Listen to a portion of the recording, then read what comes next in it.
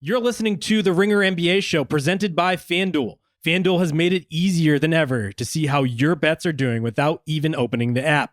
Because now you can get the latest updates and follow along in real time directly from your phone's lock screen or Apple Watch. No login required. Just head to your My Bets page to turn it on.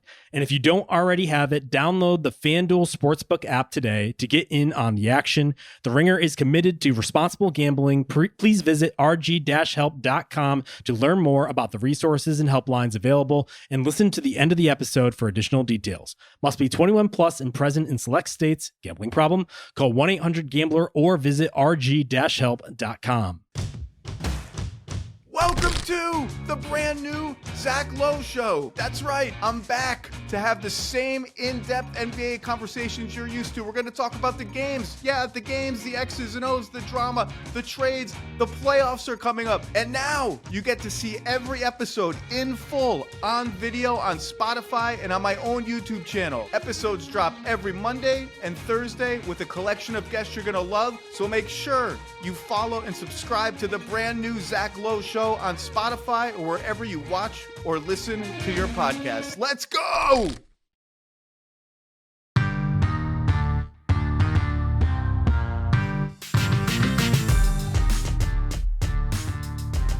Poppin', real ones. Logan Murdock here, Raja Bell there. Friday vibes are upon us. Try to get some small talk in with Raja. He said, let's fucking go. Let's fucking pod, dude. Let's fucking do this. Let's go. Yeah, I've been at Waffle House for the last hour with my parents, small talking. So like, it was great. My grits were on point. Scrambled. You wiping the nose too? We got the. I'm mobbing, dog. I am mobbing out here. Yeah, no, it's good though. It was Waffle House was good. Thanks for asking. Wait, okay. Could you just dispel a myth from me and my fellow West Coasters who just see nothing but viral videos from Waffle House about like the tomfoolery that goes on there, or maybe like, can you just dispel some of that stuff as a Florida resident? I've been to Waffle House and I've had great experiences with Waffle House, but like apparently it's also lit at Waffle House and it goes down at Waffle House. Can you just dispel some rumors for the listening audience? The Waffle House is just like a microcosm of like society, right? Like there's some good apples, there's some bad apples, there's some places you should be after 11 o'clock, and there's some places you're not supposed to be after 11 o'clock. And if you operate accordingly, you stay out of trouble. Waffle House is no different, right? Like there are Waffle Houses that project like class and cleanliness. There are Waffle Houses that don't.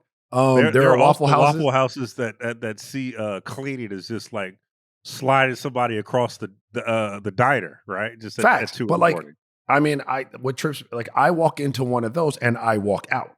Like, okay, you got eyes, so like if you walk in and the grease trap's running and there's shit all over the floor and none of the dishes are clean behind the counter, get up and leave the mofo. But you know, generally speaking, our Waffle Houses around here are actually pretty good, man. Like there's some, you know, where you know, if it's 2-3 in the morning, you know, you don't know what you're gonna run into in a Waffle House. But I'd make the argument with a little bit of age on me, you're supposed to be home in bed at 2 or 3 in the morning anyway. Yeah, I'll tell you, my, like bad shit's can happen at 2 or 3 in the morning potentially. I'll tell you my 2 a.m. Theory off air. I don't think it's appropriate for right here, but so I'm a Waffle House supporter, dog. I was with Waffle House. I had a Waffle House at I lived in Atlanta for a summer, and that's what you eat there. It's literally what you eat there. It was great. I had a blast there. I had nothing but good experiences. But you know, when I left Atlanta, I was like, this isn't the Waffle House that I grew in love for these 3 months. You know, this isn't what I seen from the local community and the establishment. What's going on here? I don't know.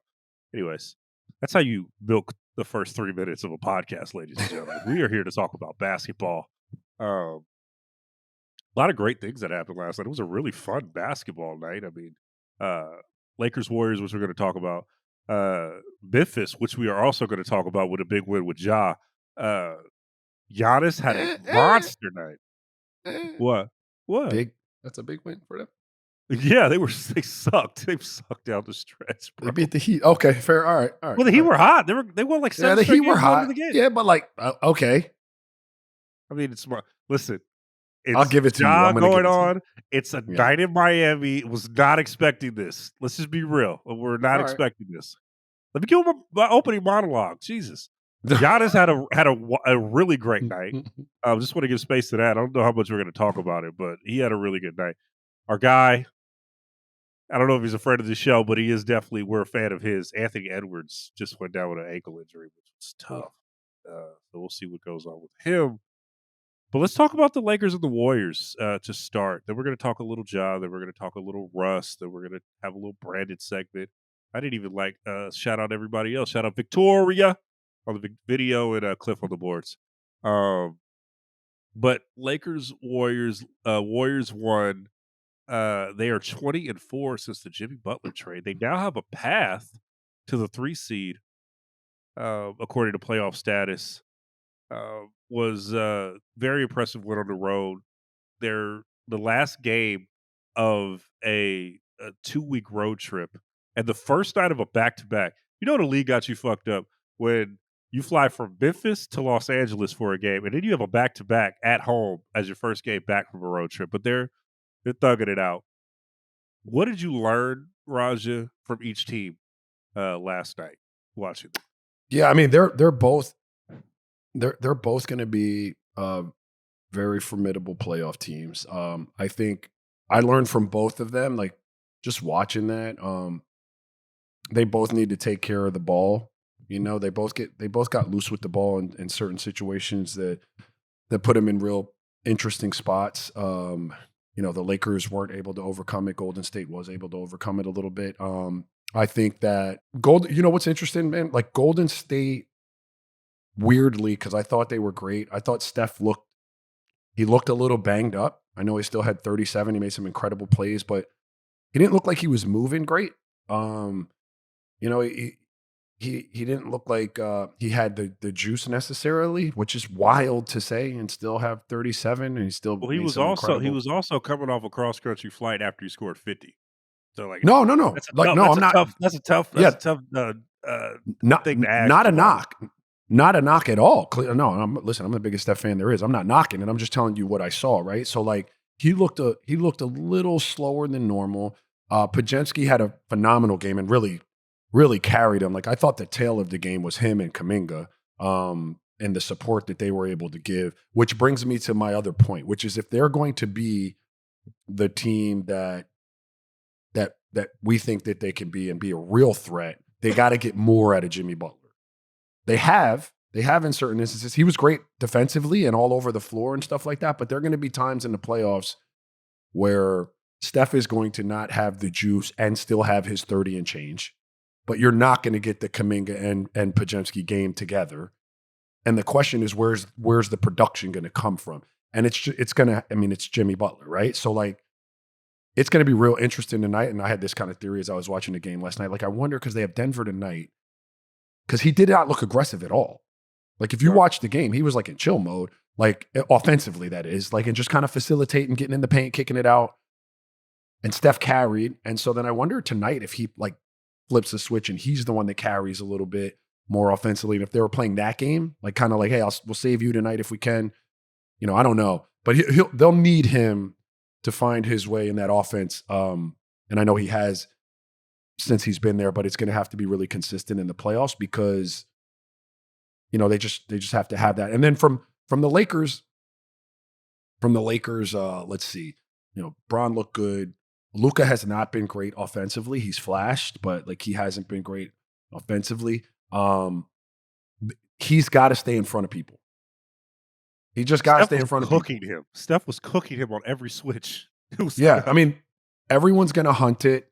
Steph, no different than anybody else in the league. Luka did a good job a couple of times, but then he has these like 5 or 6 possessions a game where like he's just going to let you go.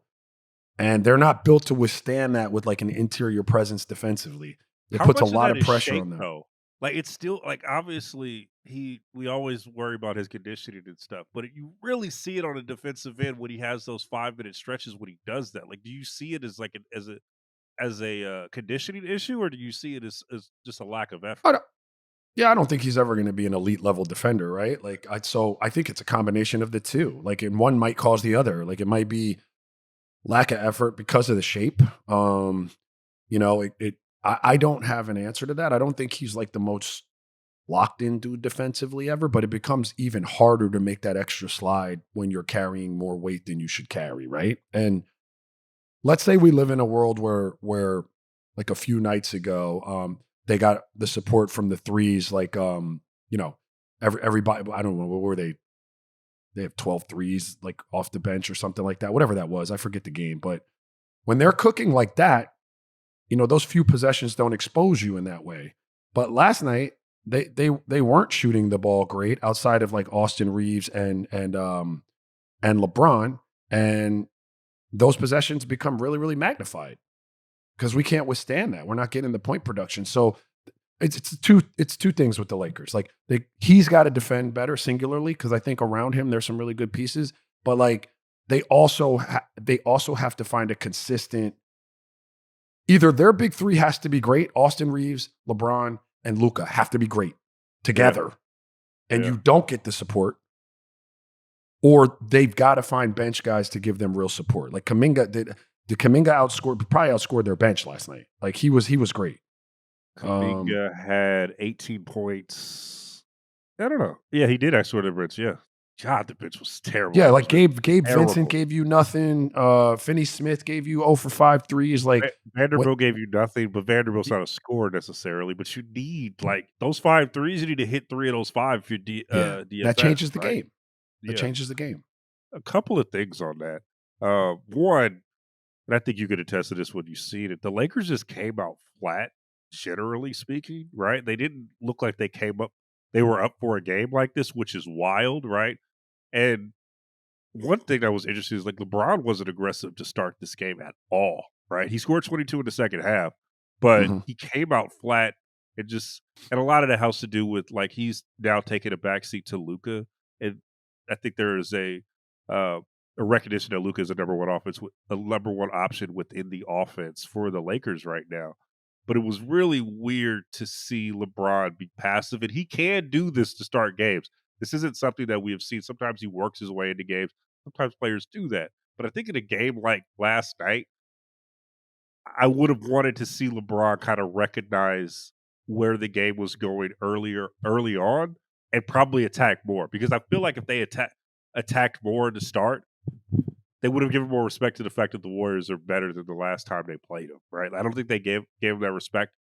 And the Warriors blitzed them time and time again. They hunted Luka on the pick and roll.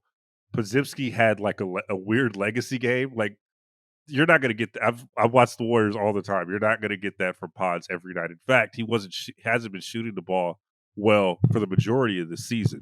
So to see a Pods game like that was like, whoa, this was definitely an outlier for them, right? Which is why, like, I feel like this was a game where you learned a lot. It didn't learn much at all, right? Like if you learned that the Warriors are better than they were earlier this season, but in a playoff series, like this is just one game. I don't think this really tells you so much about these two teams in a playoff series going up against each other. I think it'll still be a long series and they'll figure it out. Another point that I wanted to go back to was Jimmy Butler and his scoring prowess or lack thereof at some points. You know, his big MO, one, he's not particularly a great scorer during the regular season in terms of like he doesn't get a lot of like he's not going to average 35 points over a stretch in January. This is not how he's built. His career average is around 19 a game. I think since he's been with the Warriors, he's been hovered around 17, 18 points a game. Like he's a guy that is the ultimate star in his role. He's going to do whatever it is. He can get a shot whenever he wants to, but he's going to do whatever it is the offense tells him that he needs to do. So I would expect an uptick in his production going into the postseason. We've seen that with the Heat. But I am curious to see, because you watched him more with the Heat than I've watched him now with the Warriors, right? When does he flip that switch in your eyes? And when does he need to do it earlier? Because I don't know if last night's game necessarily suggested it, because Pods balled out, Kuminga balled out. I don't know what the balance is for him right there, because I know watching Jimmy Butler in a small sample size with Golden State offense is that he's going to see what the offense gives him and the defense gives him, and he's going to act accordingly to that. He hit timely shots last night. What's the balance that he's going to have going forward when he's not necessarily looking for a shot all the time? He's facilitating playing defense. Yeah, balance is the operative word there, and finding it. In Miami, he was the number one option. So when you're the number one option, I mean, everyone else is trying to balance what they do off of what you do, right? So you don't really have to worry about how you kind of get in and get out of this double dutch that is like chemistry offensively. So he didn't have to worry about that in the way that he does with Golden State, because obviously it's Steph centric, and he's trying to figure out, and you could see that. You saw him last night trying to figure out how he gets in, and how he's going to point produce. And I don't have the answer to like when he's going to have to do that. And like I don't think there actually is an answer. He's just going to have a really good feel for tonight's the night. And on the flip side of that, like Steve Kerr is going to have a feel. And I feel confident about this because, I think Steve in Golden State has shown an ability historically to be very detailed, especially when you condense like the amount of time in between games and you're playing the same team over and over again, to really strategize. Because, you're not going to get, like, last night wasn't an open court game. Jimmy wasn't getting the open court buckets. Like the game for him at least was played in the offensive, like in the front court. And I saw, they were trying to get him a few. There's a lot of top locking going on when you got Steph running off of all of these screens. They put him on the nails. Yeah, so you get this switch where he gets someone switched on him, and he's probably smaller, and he's already on his top shoulder. So Jimmy's just trying to hold him off, and you're trying to throw that pass over the top to him a few times. And last night was probably a bad example because so many of those passes went awry. Like there were probably like 4 or 5 opportunities that he would have had the ball in his operating space that he didn't get because of a turnover. But they're going to have to come up with another way to get him the ball, is I guess what I'm saying. That can't be your only bread and butter, because that's a very low percentage pass where he's catching it sometimes, as you saw last night. When it works, it works. When it doesn't, it doesn't. So they're going to have to scheme away. Randy Moss, like, on the catch. Of the game. Yeah, for sure. Yeah, on the catch, you're asking him to be Randy Moss, and now he's in his ISO mode. So look, this isn't a panic button. These are details. When you're talking about, we got 4 or 5 teams we think can win a championship, they're all good. Then we start to separate them, based on, what they can and can't do. And this is one of the things that Golden State's going to have to be good at. Steph is phenomenal. What he was able to do last night when he didn't have the juice was phenomenal. If you don't get the Kuminga game and the Podziemski game, Jimmy Butler has to give you a game.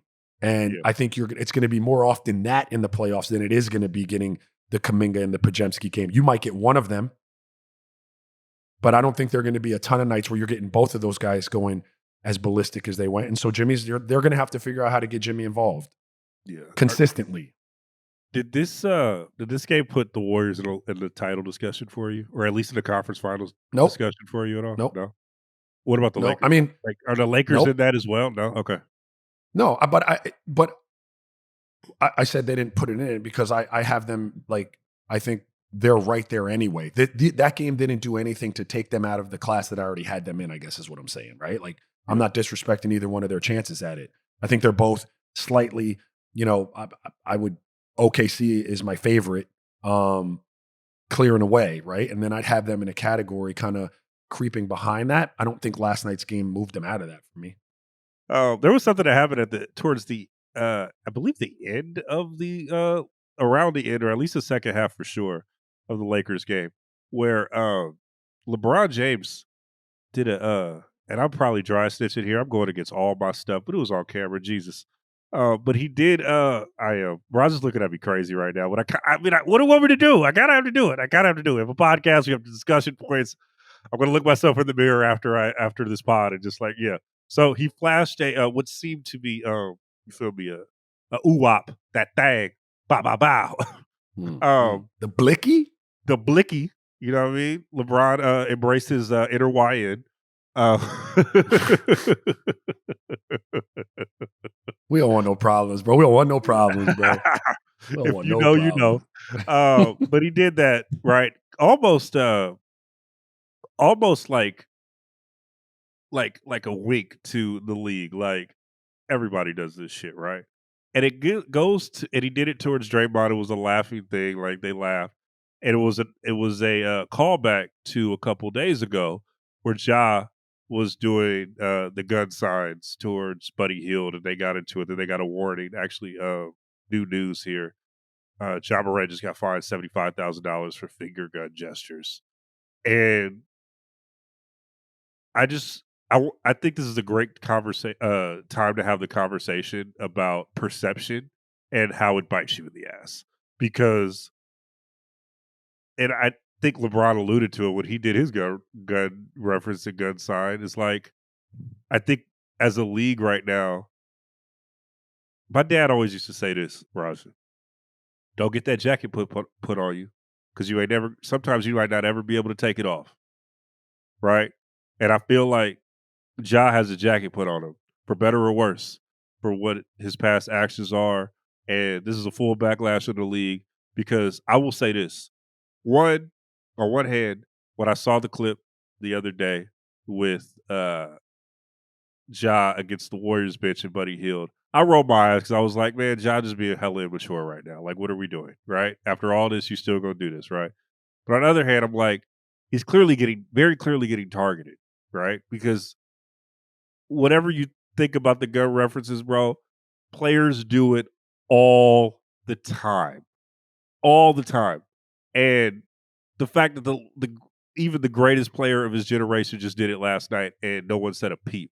But Ja's getting fined $75,000. What is the perception of Ja right now, Raja, and how is it affecting his pocketbook and his reputation?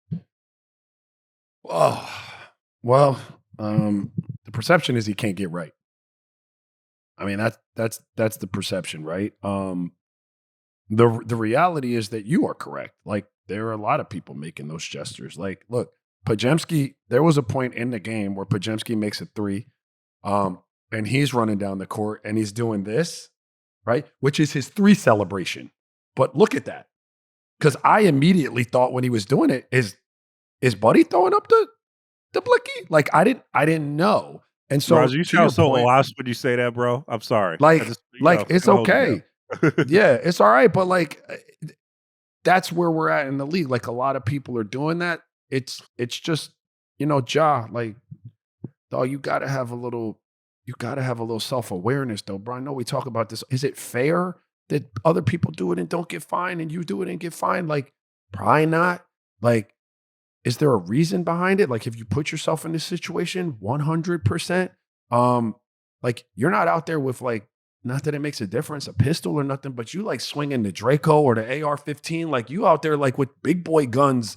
Like, that shit is not like a celebration of a three, my boy. You lighten up the bench. Yeah. And so it's just a bad look. And you have put yourself in the situation where you can't have bad looks, especially as it relates to firearms. Like, and so, I mean, there's a lot that can be true at the same time, right? His reputation plays a large part, and his, prior, offensive played a huge part in the fine. Other cats aren't getting fined. That's not necessarily fair. The league probably needs to, I don't know what the language or the letter of the law. You can't do a throat slash. So why the f are people running around like shooting people? When did that become okay? I remember like the throat slashes. That was almost a decade ago now, where people were doing that in playoff games and they were getting fined for that. When did we introduce assault rifles? Yeah, but I mean, so that's a league. That's a league thing. Sam Cassell was doing the big balls gesture. Yeah, my dog Eddie House, I'm pretty sure got fined for that. Cole got fined for that. I remember that too. But yeah. But no, so I guess like it's kind of messy. But let me just, because I want to go back to Ja. Listen, man, I don't mean any disrespect. I don't know him. I don't know anybody in his camp. But you can go back and listen to what I've said about him before when he was in all of this. It just screams immaturity, bro. It screams lack of awareness. It screams you haven't learned anything really from like what you've been in already. And maybe saying that you haven't learned anything is you haven't learned enough, right? Like maybe you're not out there really, handling the firearms and being in the places that you're not supposed to be in and doing that in like real life, but you are an ambassador, bro, of the game. Like they don't, that's not a great look, Killer. Like Killer's probably the wrong, sorry for the, no pun intended, but like you gotta, come on, bro, tighten up. I think that what I think is happening, and I'm sure you would agree with this, is he feels targeted. He feels like that, and he is now being defiant against it because he feels like he is being wrongly, like this is unfair and all these things. But to your point, like that was my first thing. Like, dog, just like I remember I was at a Warriors practice during my beat writing days, and there was this player by the name of Jordan Bell, and Jordan Bell had a lot of talent. I really thought he was gonna be something in this league, and I remember Steve Kerr had an availability, and he was talking about how players had some certain players had, when he says players have a day off, he's only talking about certain players, right? Like Clay Right. has a day off, Steph has a day off, Draymond, Kevin Durant has a day off, and then he pointed over the shoulders of the media members and was like, Jordan Bell don't got a day off. It doesn't apply to him, right? Right. It was wild. Steve Kerr was a gangster for that. Right. But that applies to Ja. Like, you're not LeBron, bro. You're not that. Like, and that's something that you just gonna have to accept at this point. And like, also, bro, like, what do you But gain from that? Who cares? Like, what do you that's like? that's fair, but I'd argue like you're not LeBron in the sense that like you're not the face of the league and maybe a GOAT conversation. You're not LeBron in that regard, but you're also not LeBron, or LeBron's not you, in that he does not have a history That's what I meant of by it, like, though, right? That's what you I know what I meant. mean? Like, you're Yeah. because you know that he's in his group chats right now. Talk about, bro. Did you just see LeBron? Did you same shit that I just did? Did you just see him just do that? What the fuck? Why they targeting me? Right? Why did you just see such and such do the same thing? Why they all on me? Right? But the reason why, and like another thing is like perception and all these things that he has done on IG and all these things are one thing. He's also been immature with, things around the league, talk about lawsuits that have happened. Like, Ja has come with a lot of baggage to the point where, like, we get all these whispers that, like, he might, dip. We talked about this a couple pods ago where, you see that the front office is trying to change the offense. Like, that is a clear indication that, my guy, you are expendable. Like, all this stuff that you think that you are right now, like, it's just a trade away, homie. Like, and I don't think that he necessarily gets that. But the other side of this, Raja, is that he's so fucking good. Like, you saw in even in the same game that we're talking about, where he just didn't care. He was just defiant to the core. He had an amazing game winner, right? Like, and kept Memphis afloat, right? And so that's the Ja experience. Like, you're gonna get this. You're going to get all of these things for the foreseeable future, right? And he's not this young dude no more. Like, he's 25, but like he's 25 going into, it's an old 25. And you're gonna have to take all of this baggage when you take him. And like at a certain point, man, like I don't know how long a team is going to keep up with this baggage, bro. Especially when they're not winning at the clip that, and you're not playing all the games that you're supposed to, and they're not winning at the rate that they think they should be winning with you in the lineup. Like, it's just gonna, I think something's gonna give in Memphis for real. I think Yeah. something is.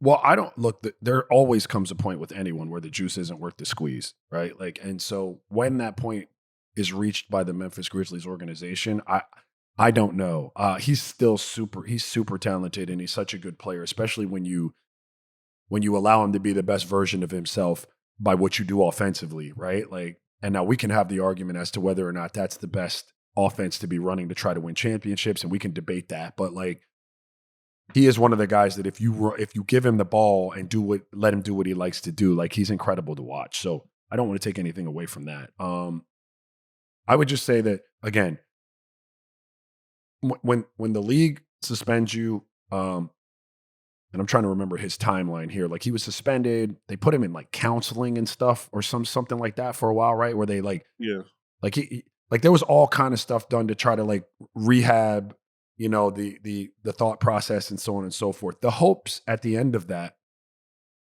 are that you will never have a problem with weapons or the imagery of weapons or being arrested for weapons again. We've curbed that behavior. Even if it's just enough for you to like not do it publicly and we haven't changed your like private life, don't do it publicly anymore.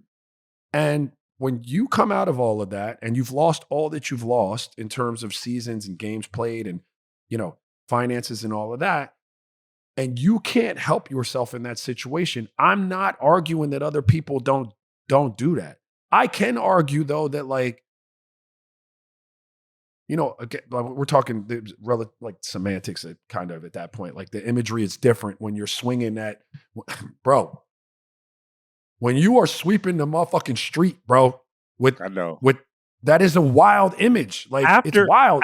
By the way, you got in trouble for putting lasers on teams after a game. I don't know if it was a red laser, but it was a red dot that allegedly was coming from your car, and you're putting it towards another team. Like that's crazy. And you can't help yourself with that.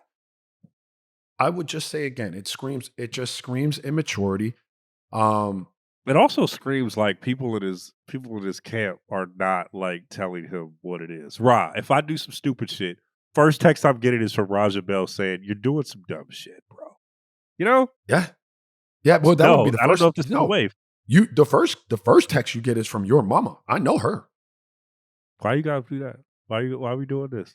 Yes. No, true. because I'm saying that affectionately. Like, yeah. Because if one of my youngins pop out and are acting reckless, like I love them so much that me or their mom are going to be the first person to answer them. Yo, my man, what are you doing? I know my dad and my mom will be the first people on my phone. So like I know, you know, when you have a support, like, look, man, part of a camp's responsibility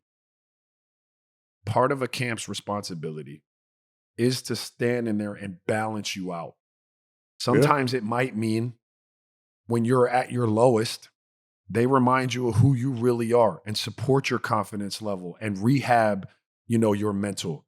It could be when you're feeling too big for your britches and you're reading your own press clippings that they remind you of where you came from and center you back down. Take out this motherfucking trash. Stop playing.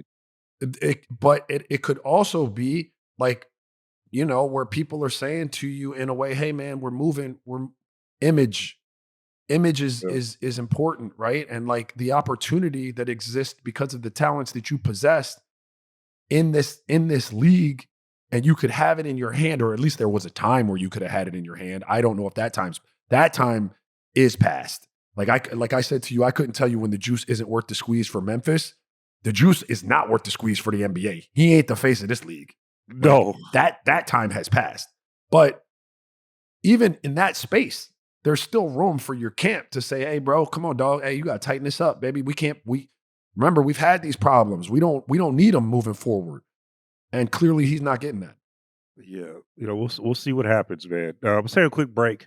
We have a branded segment, but I also want to talk about the gift and the curse of perception.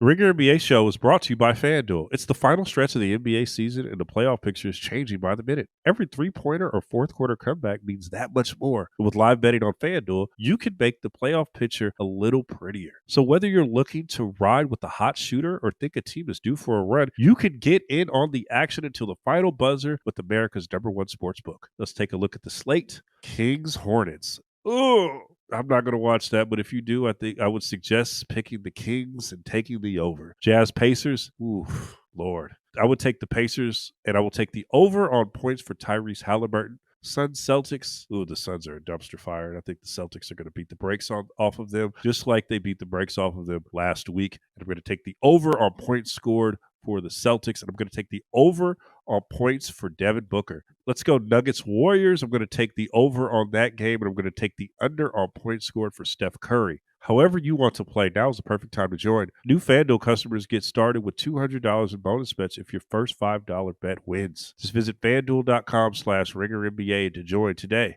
Make every moment more with FanDuel, official sports betting partner of the NBA. Must be 21 years and older and present in select states, 18 and older and present in D.C. First online real money wager only. $5 first deposit required. Bonus issued as non-withdrawable bonus bets, which expire 7 days after receipt. Restrictions apply. See terms at sportsbook.fanduel.com. Gambling problem? Call 1-800-GAMBLER or visit rg-help.com. And we are back. I told Raja when we were talking about over the break, and he said, "Oh, word, let's fucking go." So let me get the let me get the Brandon segment out of the way. This episode of Clutch Plays is brought to you by Amazon Business. We're going to talk about the ending of Nuggets Timberwolves, which was clutch for the Timberwolves, not so much for the Nuggets because of one Russell Westbrook. And I told you we were going to talk about the gift and the curse of perception. Raja's still making me nervous because he got that twitch in his eye because we're talking about Russ, and we might have to slander him today. And you know what he does when you try to slander Russell Westbrook. Now, all I kept hearing after that game was Russ fumbled the bag. Russ did this. Russ did that. Russ is who he is, ladies and gentlemen.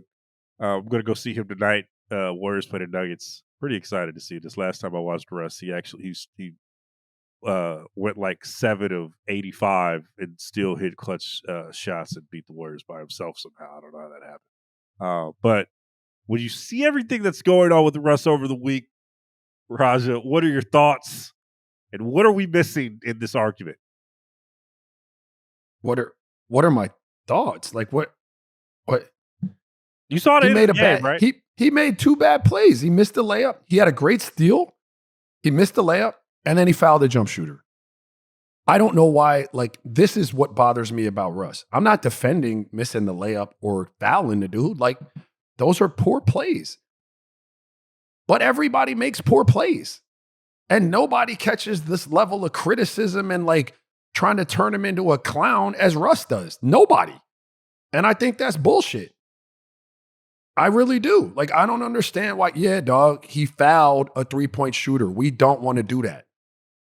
Take me to Synergy and show me where he's the only person that's fouled a 3-point shooter in that capacity, and I'll shut my mouth. But he's not. So, like, I don't understand why he gets that level of vitriol.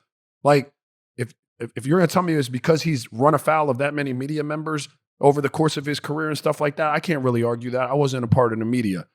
But I'm just saying, as we level criticism at him and to the degree with which we do, it's disproportionate to his skill level and to a player that's accomplished as much as he has. It just is. I think when you see it, and again, we talked about the jacket that gets put on players, and we talk about, in the Russ's case, it is the jacket on him is, while he plays hard, he also is prone to a lot of mistakes, and also, like, this is just around the league, and I've heard this from like people that will never say this publicly, but there is a sense of fake hustle from Russ, specifically on the defensive end, right? Like his defensive effort isn't exactly what you would think it is based on his effort level. So there's that on his jacket. There is the erratic shots. There is the erratic plays down the stretch. And I think what happened was all of that came into focus the other night against the Timberwolves. And it's a recurring thing. And I think that is something that people are pissed off about because he lived up to the jacket that he wears, I think is what the league-wide perception is, Raja. Well, listen, let me attempt this, right? Because again, this is let's fast forward to the night after that, right? Where they played San Antonio, and he was 11 for 25 with 11 boards, 6 assists, and 30 points, and they lost the game. Far too often, the media will look at that and tell you those are hollow numbers, and there he is, stat stuffing, and it doesn't lead to a win. Fair, in and of itself, singularly. Let's go back to the night before that. Nikola Jokic had 60, what was it, 20 and something else? Like, I'm not looking at the stats. Look at it. I'm getting Didn't fucking win the game.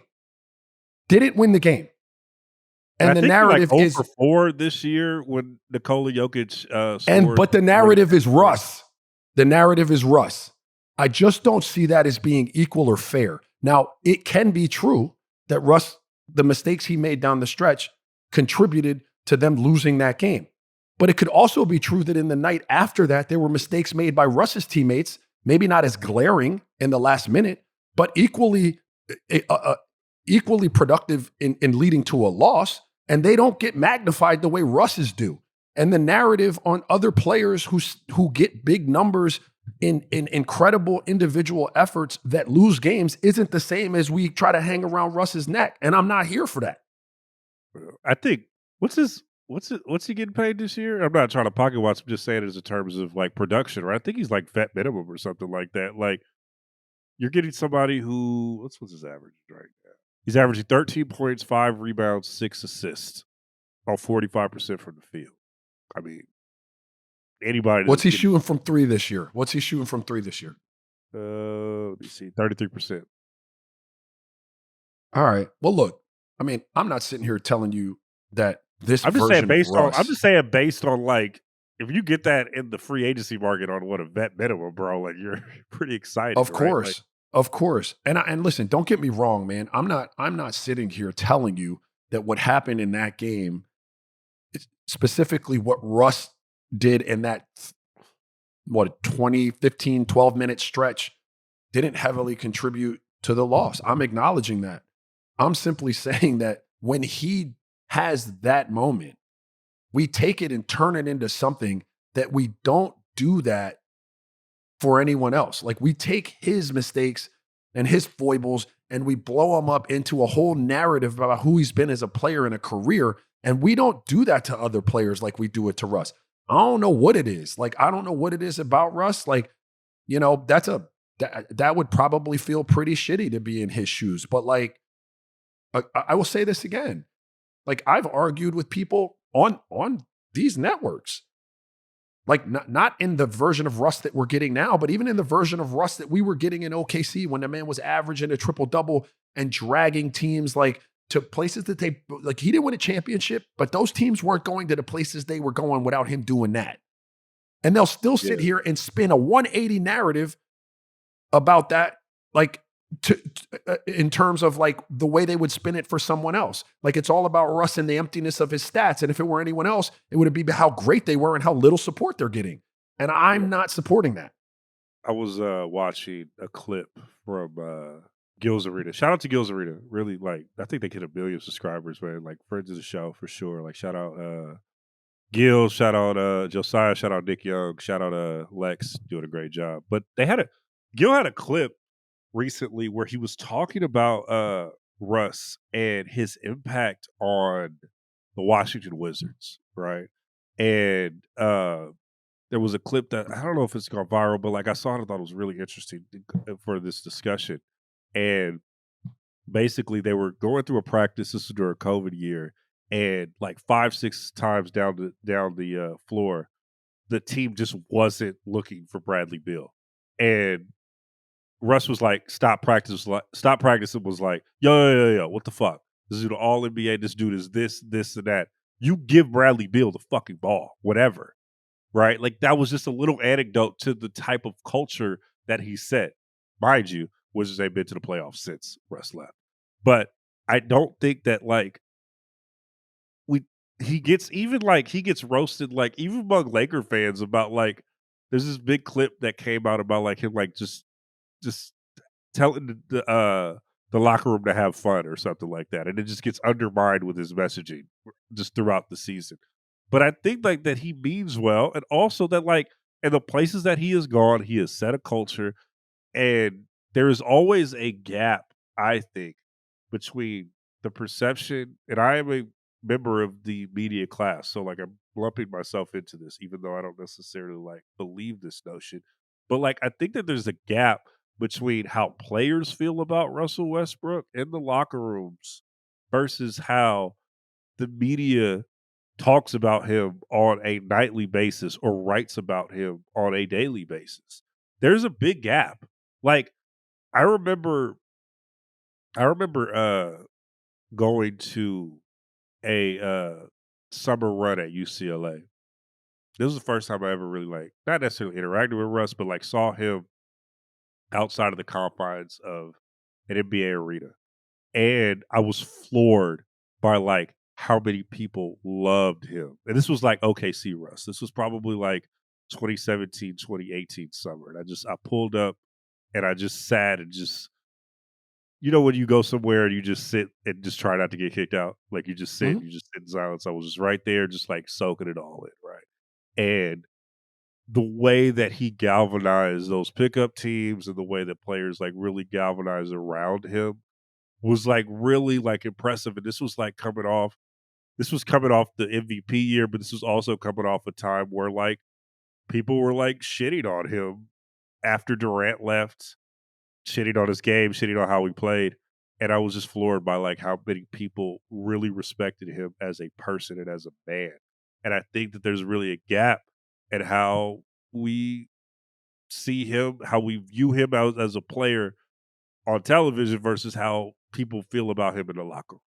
Look, yeah, I think you're 100% right. I've said before, some of it has to do with the aesthetics and what your eyeball likes to watch in terms of basketball style and play, right? Some of it has to do with analytics. I don't mean to be controversial, but like it always is going to bother me when there is that big of a disconnect between the basketball playing community, people who have done that for a living, been in the locker rooms, been in the huddles, been on the floor in the tight situations where you need a bucket, looked into people's eyes who don't want any part of it and will tell you that, no, that dude is like that. When there's that big of a disconnect between those people and the people who have never done it and only can look at stats and analytics and break it down, there's a problem. I'm not telling you can't be good and know basketball if you didn't play it. That's not what I'm saying. But when most of the people creating that narrative are that community, there's a problem. You know what I think though? I think they're like, for me at least, because I am on the side of the ledger that you described, right? Like in terms of the media side that is commentating on this game that, I haven't played basketball to the level of Raja and Bennett, but I think for media members, it's really important to like take that into account, how much at least for the sake of this argument, how much a locker room loves a player and why you could say both sides of it. You could say he played like shit, but he's loved in the locker room for this X, Y, Z reasons, right? Or why he has galvanized the locker room, or why like they rock with him despite his mistakes late in games, right? Like you could tell a whole picture. I do think that there is more, and I've always said this on this podcast and beyond. There needs to be more of a balance in terms of like how we approach covering this game. I feel like we're just like at points in times between players and media, we're just talking at each other, especially as there's been more of an influx of players in the media, which I don't mind. I think that I love it. Like, I think that like, Raja, your perspective is amazing. Like I learned so much from you. I do think there's a balance that can be had. And a lot of it also, this is some other stuff. A lot of the people that are talking a lot of shit about not only Russ, but all these people aren't in the locker rooms to like back that shit up, right? Like the people that are talking about this, like, this, when someone talks shit about you during your time or like wrote a column, motherfuckers was there the next day. Right. Now there's so many less barriers to entry. You can write a blog shitting on somebody that you'll never see. And I think that has also played a part in how in the discourse and how we talk about players and how we talk about the league as a whole.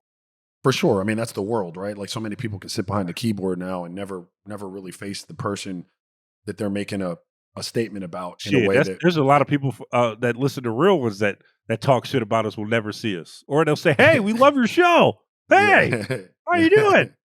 No doubt. And I'm not sitting here saying that like Russ is a perfect player. So like if your job is to write about a game where he's making mistakes down the stretch of a game and that's factual, you got to write it. Like I'm not saying that you don't write that. What I'm saying is then when you're trying to create like a narrative, again, the whole, like you said, when he plays like shit. Well, I mean, again, there are a lot of NBA players that don't have a great game every night. And we don't talk about them playing like shit. It's not categorized as that. It's not done in the way that it's done to him. And I find that interesting. Like on a human level, I find that very interesting. Why is he the person that commands that level of like vitriol in your language? And so like, you know, I'm not saying you can't write that he doesn't play well and shit like that. I do think it's fair and it's hard to quantify how much someone means to that. We don't know the nuances of what they're asking him to do down the stretch. Like there's got to be a sliding scale between the mistakes you make and how much is put on your plate. We never factored that in. Like, no, I'm not going to make a mistake down the stretch because I don't ever had a fucking ball. But if I'm asking Russ to deliver a win every single night down the stretch and have the ball in his hands and make every play, guess what he's going to do? You'll try to do it. Also, like, bro. And he's going to make mistakes because he's a human being. So like, we don't, like, there's very little context put into the conversations about him at times. And that's, I guess, what ultimately is frustrating for me. And I would like, you know, again, when people said, I had this in the front offices and media members do it too. He can't play. He's trash. He sucks. Those rebounds are hollow. What the fuck is a hollow rebound? Motherfucker, you couldn't chase down a rebound with no players on the court. And you writing that this man's rebound is hollow? Take your ass out there and try to get a rebound, then come back and write that it's a hollow rebound. Like, but I ran around NBA courts for 12 years trying to get 10 rebounds. Guess how many times I did it? And nothing about my effort. Nothing about my effort was fake. I couldn't afford to have it fake. I wasn't talented enough to be fake. 7, 8? That's fucking hard, bro. That's fucking hard. It's hard. No, but I get hot about this though, because there's too many people running their mouth that don't know shit. Yeah. And there's too many people out there listening to people run their mouth who don't know shit that give them credit for knowing shit. And sometimes you got to stay in your lane as it relates to talking shit about people. So real talk, like I got hot on this segment. Russ is not a perfect player. Russ is not an efficient scorer of the basketball. He does not shoot threes well. Like he is certainly not the player now that he was, I don't know, 8 years ago. But just treat him and his legacy the way you would treat Luka's, the way you would treat Carmelo's, the way you would treat AIs. Do that. I will say this, he's definitely not getting the treatment befitting of what he's going to be, which is a Hall of Famer, right? Like he's definitely not getting that. And also one other thing that I would have a caveat for, like I just looked up his, and again, I'm not pocket watching, just saying it as a thing of fact, 2 years, $6 million contract. If you're looking for your star player or the guy to win you games down the stretch to be the guy that's making $3 million, like that says a lot about your team. That says a lot about the Denver Nuggets, right? Like Nikola Jokic is right there, right? Every time. But like if you're relying on Russ to get at this stage of his career, this stage right now, to consistently be the guy and he's not, because I know Jamal Murray's on the team and I know all these things, right? But he's polarizing like he is, right? Like that's where we're at right now. If you're continuing to rely on him, like take the name out of it. Like I just gave you the stats of what he does. It's pretty much a bargain for that price point, bro. Like it is. And I think, I mean, while it says something about, it also says something about Russ. Like I'm gonna bring my voice down because sometimes you can't hear what I'm saying because of how I'm saying it. Like they're not in the habit of rolling people out there that can't contribute in a major way to winning games in that league.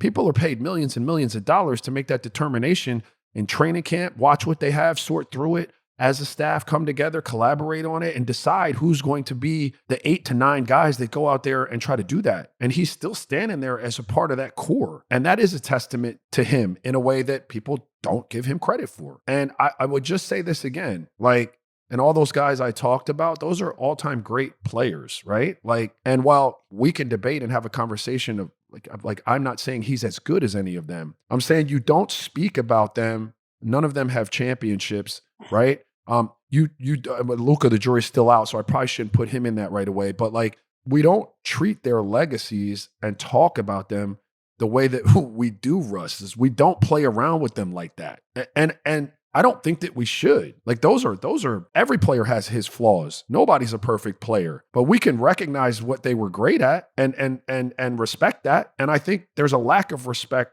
for it as it relates to Russ. And I'm going to double down on what I said. And this is as clear and concise as I can put it. Those 2 back-to-back games, the narrative that would surround those 2 games, I think is a great example of the Russ treatment. 60-20 and something in a loss, not your fault. Couldn't be better. Oh my God, incredible, amazing. Let's blame it on someone else. 30-something and whatever the next night in a loss, hollow stats, don't contribute. Like, I just think, and again, I am acknowledging that Russ directly impacted their ability to lose or win that game. You can't. But you can't also escape that if you go to the San Antonio game, there are plays made by Russ's teammates or plays that weren't made by Russ's teammates that would have affected his ability to win that game. And I'm not saying that Nikola Jokic wasn't phenomenal. Of course, he's phenomenal. I'm not trying to say that's not take anything away from that. I'm saying, like, treat the loss, the numbers, treat them equally, bro. Give the man at least that much credit. And I don't think that's done for him enough. So I'm sorry for yelling at y'all for 10, 15 minutes, dog. But I really feel that, man. Like, I really feel like that.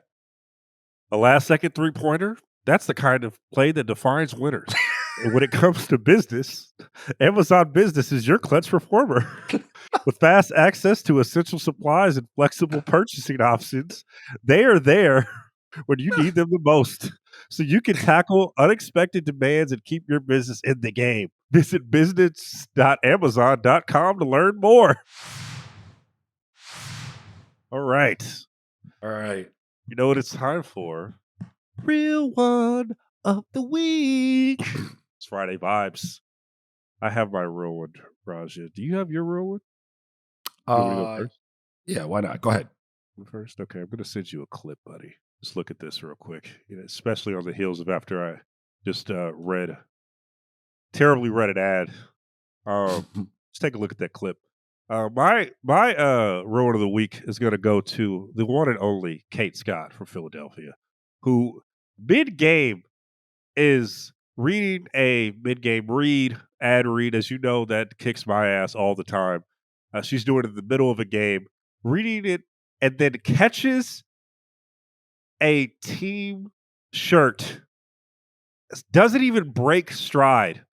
Keeps the team shirt that they throw in the stands and gets the read done perfectly. I marvel at that.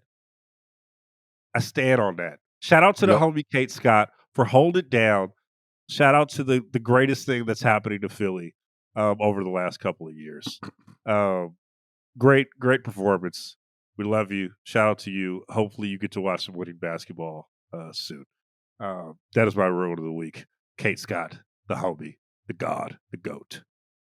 No doubt. That was impressive, right? You saw that. That was pretty cool. Yeah, that takes a level of concentration that unless you have to do the reads and stuff, like you couldn't appreciate. You throw something at me, Raja, during a read, I'm fucking up, dude. I can't even do it when I'm just like here. You know, reads are hard. Reads are hard, and just generally speaking, everyone in my family knows I can't do 2 things at once. So if you're trying to have a conversation with me and someone asks me like a little, hey, like write something down on a piece of paper, I've got to stop one to do the other. Brain doesn't work like that. So I'll just say reading in front of the class was really hard. Boy, reading in front of it. See, I didn't have a problem with that because all I have to do is read. So like I'm good in I'm actually not bad with reads on the show, like and stuff when you're not here and I got to do the ads. You're I'm not great. terrible. Yeah, I'm not awful. I can do that. It's not like saying it's just I can do that. But if I have to do 2 things at once, no matter how like easy they are, like I'm gonna struggle. Yeah. I was so proud of myself during the live show because I killed that shit. I was so proud of myself. You're really good in the live show. Shout out to the live show. Live show was a lot of fun. Let's do it again. Let's do it again, man. All right, I'm gonna give a shout out. I didn't really have one, but I'm gonna stay in the Philly area with Phil Martelli Sr. Okay. And why? Like Phil Martelli being coach in Michigan, I think most recently, but like he was at St. Joe's when I was in the Philly area. Had those good teams with like Delonte and Jameer and other players. But St. Joseph. so I I'm buddies with his son Jimmy Martelli. And his older son Phil Martelli Jr. Just took the job at VCU. And he hired his younger brother, Jimmy Martelli, to go coach with him at VCU. He was at Penn State. And the reason I'm giving Phil Sr. Real One of the Week is because that's pretty damn cool, man. Like to have your two sons coaching on a staff together at that level, and you were a career coach, and like that's Real One of the Week, right? Like you did right by them, and the joy that must be bringing the family to be able to kind of, watch them work together and stuff like that, I think is pretty cool. I told Jimmy that. So like Real One of the Week. I can't see Cliff right now, but I know he's like shedding tears that we're finally like shouting out Philly, bro. We love Philly. You know what I mean? Shout No out. doubt. All right, that's been another edition of the Real One of the Week and Real Ones. Howard will now be this is news to Raj. I didn't get to tell him because he didn't want to fucking talk pre-pod. But Howard will now be on Fridays with us, ladies and gentlemen. All right. You'll find out why next week. So next Tuesday it will be B and Ra, and may or may not be a special guest. We'll see. But that has been another edition of Real Ones. Hey, also realonesmailbag@gmail.com, realonesmailbag@gmail.com, realonesmailbag@gmail.com. We're gonna now do that on Fridays now. Just so you guys know, you guys got time. We love all your questions. Talk to y'all soon. Shout out to Ra. Shout out to Cliff. Shout out to Victoria. All the shits. Bye.